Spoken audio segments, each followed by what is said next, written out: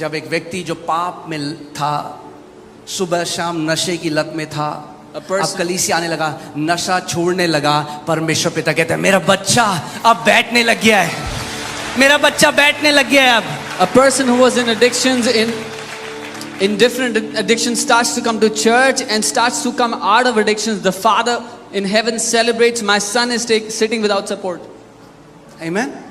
जब हम मनुष्य होकर, when we being people इतने पेशेंट हो सकते हैं अपने बच्चों के साथ, can be so patient with our kids, इतना धीरज रख सकते हैं उनके साथ, can have so much patience in dealing with them, कितना और वो पिता जो प्रेम है धीरज रखता है आपके साथ, then how much more the Father who is love is patient with us. So आप आए कलीसिया में, You came to the church आप गिर गए वापस, and you fell, उठ जाओ फिर से, get up, उठ जाओ. get back up. परमेश्वर आपको निकालेगा नहीं अपने घर से. God will not kick you out of his house. उठ मेरे बच्चे, He says, get up my son, उठ.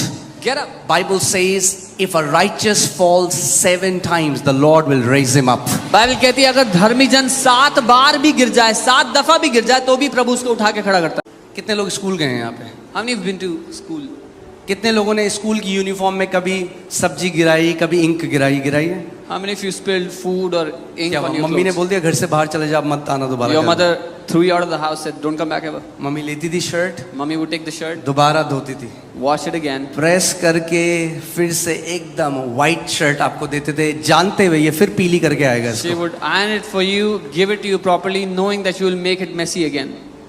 माँ बाप ने नहीं छोड़ा, Your parents did not फिर leave you. साफ करके फिर नई shirt the, They cleaned it up and gave फिर you a आप brand new गंदी करके shirt. लाए, फिर साफ करी, फिर दी. You messed it up again, they cleaned it up again and gave it to you हजारों again. Thousands of times. मगर एक चीज हो रही थी उसके बीच में, But one thing was happening in the आप middle. बढ़ रहे थे हल्के. You were growing और gradually. एक समय ऐसा आया And a day came जब आपने अपनी शर्ट गंदी करनी बंद कर दी. when you stopped messing up your clothes.